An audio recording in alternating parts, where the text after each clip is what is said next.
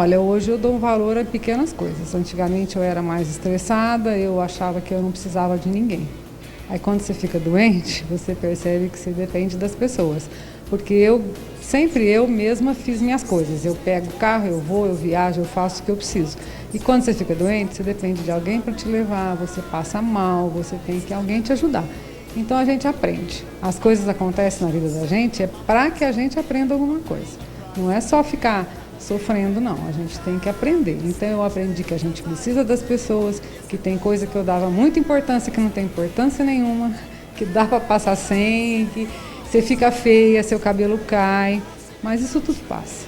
A quimioterapia foi dolorosa, mas Deus me deu força, nem um instante eu senti mal, não tive efeito colateral, reagi super bem. Mas aí a queda do cabelo. Para mim foi muito difícil, para quem me conhece sabe. Meu cabelo era tudo para mim, mas no dia que eu pus o cabelo era tudo para mim. No dia que eu encarei, eu aceitei, eu falei, não é para mim, não é para ninguém. Todo mundo falava, vamos vender o cabelo. Eu falei, não. Eu joguei tudo no lixo, aceitei. Em casa, expus a careca, na rua não quis usar peruca, não gostei. Usei o turbante, assumi, literalmente. Tem que enfrentar porque você não tem outra alternativa. Você tem que se tratar e sempre com confiança que vai dar certo. Os tratamentos hoje estão modernos, está tudo muito atualizado, está todo mundo muito bem informado e você não pode perder tempo. Não pode perder tempo. E você enfrentando o tratamento com otimismo, o resultado é muito melhor. É muito melhor do que uma pessoa desanimada.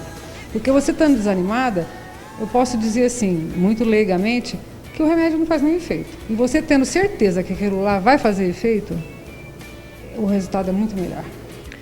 Minha motivação foi viver.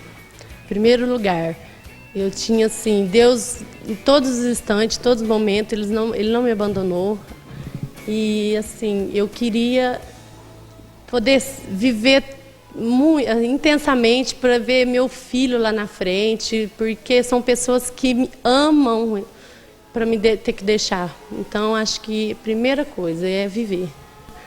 Sempre fui uma pessoa muito dada, humilde, de conversar com todo mundo, de dar risada. Hoje continua a mesma, pode ter certeza, mas com pensamentos muito diferente, amadureci bastante. Nós vamos falar agora com a professora Adriana Botelho. Ela é psicóloga e docente aqui na Unifev. Ela vai nos falar sobre o acompanhamento psicológico da paciente com câncer. Adriana, é importante para a paciente fazer um acompanhamento psicológico? É claro, o paciente com câncer, a paciente com câncer de mama, né? É uma paciente que tem os aspectos psicológicos muito abalados na medida em que o seio, a mama, significa e representa muito para a mulher, né? A identidade feminina, a feminilidade, a sexualidade está relacionada com a mama, com o seio. Enquanto você pensa que uma doença como essa vai afetar tudo isso, vai afetar a autoimagem, vai afetar a identidade, né? Vai afetar como eu me vejo, então a questão da autoestima. Então, além de ser uma doença, de você estar envolvido numa questão de ter que cuidar da sua saúde, de risco de vida, né, de risco de morte, e tem todas essas perdas relacionadas. E, então, o aspecto psicológico relacionado ao câncer de mama e ao tratamento exige ou pede, né, um acompanhamento de um profissional. Então, tem gente que tem uma habilidade mais resiliente e tem uma habilidade maior para lidar com qualquer problema da vida, né? Tem gente que é mais frágil, então sempre que possível é indicado que haja um acompanhamento psicológico à medida em que existem muitos aspectos psicológicos no câncer de mama, né? E o papel da família, no caso da mulher com o câncer de mama que tem um companheiro, né? Então o papel desse companheiro é fundamental.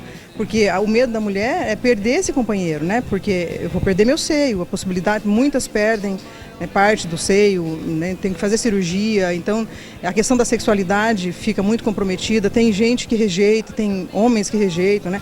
Ela também, ela se rejeita, ela se culpa, né? Então tem muitos aspectos relacionados à culpa, ao medo, à dor e de retomar todo todo o seu corpo como era, a sua sexualidade, né? Então, o papel da família, o papel do companheiro, nesse caso, é extremamente importante, né? Primeira coisa, tem que ficar sempre atento. Ao menor sinal, à menor dúvida, procura o médico. Porque o diagnóstico precoce, ele é decisivo na cura da doença. Se você perde tempo, porque é uma doença que não tem uma lógica, é uma multiplicação desordenada de células. Você não sabe em quanto tempo isso vai ocorrer. E se você acode rápido, a sua chance é muito maior, muito maior. Você não pode perder tempo. Eu fiquei muitos anos antes disso sem ir ao ginecologista. Eu não me perdoaria se eu tivesse feito isso nessa época. Sorte que eu já tinha regularizado minhas visitas ao ginecologista, já tinha ficado mais comportada um pouco. Mas não pode perder tempo.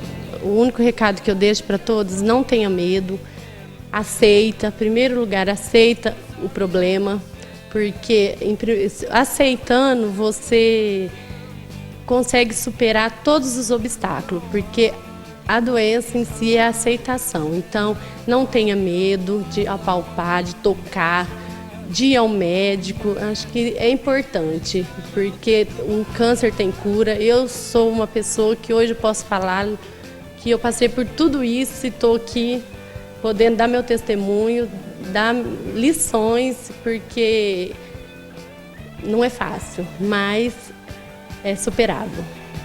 Gente, a Adriana, ela passou por essa experiência pessoal na vida dela. Ela teve o câncer de mama há 2 anos e ela dá aula aqui com a gente na Unifev, e ela passou essa fase de uma forma inacreditável. Ela tem esse alto astral, um exemplo de força e superação, né? E teoricamente a gente entende que uma psicóloga, você como psicóloga, saiba como lidar com isso. Mas e quando é você a paciente? É tão fácil assim?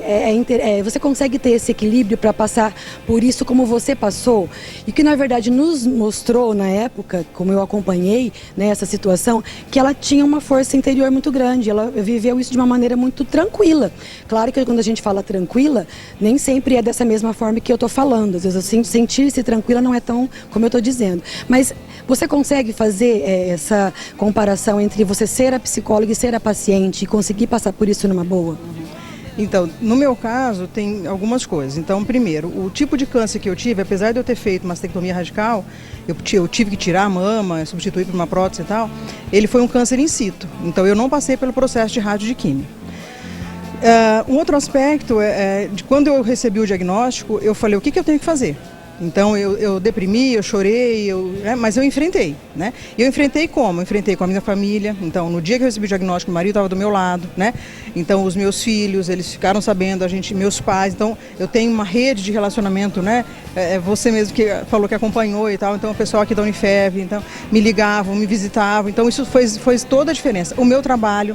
Então, assim, o fato de eu querer voltar para os meus alunos, para o meu trabalho, para a minha carreira, fez toda a diferença. Os seus filhos. Os meus filhos, né? Então, assim, e esse que eu ia dizer. Então, assim, acho que o que dá mais força é você estar viva, enfrentar, porque eu tinha filhos pequenos, né? O Pedro tinha 7 e a Vitória tinha 11 anos para 12 e tal. Então isso fez toda a diferença nesse enfrentamento. E a minha personalidade também é uma personalidade mais resiliente. Então eu sou uma pessoa que tem uma energia para enfrentar os problemas. Em geral eu faço isso. Então eu não me deixo abater e tal. Eu tive momentos de crise, eu tenho medo de morrer ainda, eu tenho o fantasma da célula de câncer no meu corpo. Tudo isso eu tenho, mas mesmo assim eu acho que a gente tem que seguir em frente, né? E foi o que eu fiz. Então eu passei por todo o tratamento. E acabei não fazendo acompanhamento psicológico em função, assim, diretamente com um profissional, mas eu tenho muitas amigas psicólogas, né? E nesse período foram muito importantes, né? Tiveram um papel importante. E os meus conhecimentos também de psicologia. Eu já fiz terapia muitos anos, então autoconhecimento e tal, então isso ajudou pra caramba. A Adriana, quando você fala, Adriana, que o seu câncer foi in situ, para quem não sabe, é aquele que não tem necessariamente que fazer a quimioterapia. Mas quando você soube do diagnóstico, ainda não era possível saber se iria ou não fazer a quimio. Então, de forma geral, ela não sabia se ia perder os cabelos, se ia passar por tudo que todo mundo passa quando sabe que descobre um câncer. Mesmo assim, a gente viveu esse momento com você e eu queria parabenizar, né, você pela sua força e pelo que você faz, o trabalho que você faz com outras pessoas pessoas ajudando, né? Nesse momento tão difícil, nessa passagem que é difícil, mas que uma hora acaba. E o exemplo, gente, está aqui do meu lado, que é a Adriana. Ela está aqui mostrando pra gente que isso pode ter um começo, pode ter um meio e sempre tem um fim. E o fim nem sempre precisa ser a morte. Ela está aqui, ela é a prova disso. Tá bom? Obrigada, viu? Obrigada mesmo. Opinião Saúde fica por aqui. A gente se vê a semana que vem. Até lá. Eu pedi verba para maquiagem, Guilherme. Um óculos maior.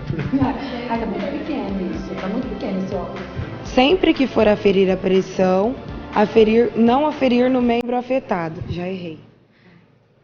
Lígia, conta pra gente que tipo de técnica que pode ser utilizada dentro da drenagem linfática. Eu comecei com a pergunta errada, por isso? E agora?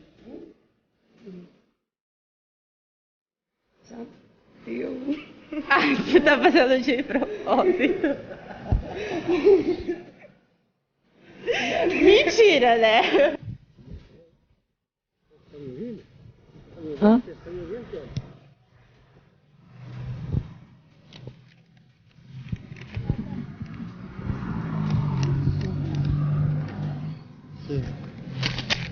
Tchau. Até semana que vem. Finalizei até o make-off.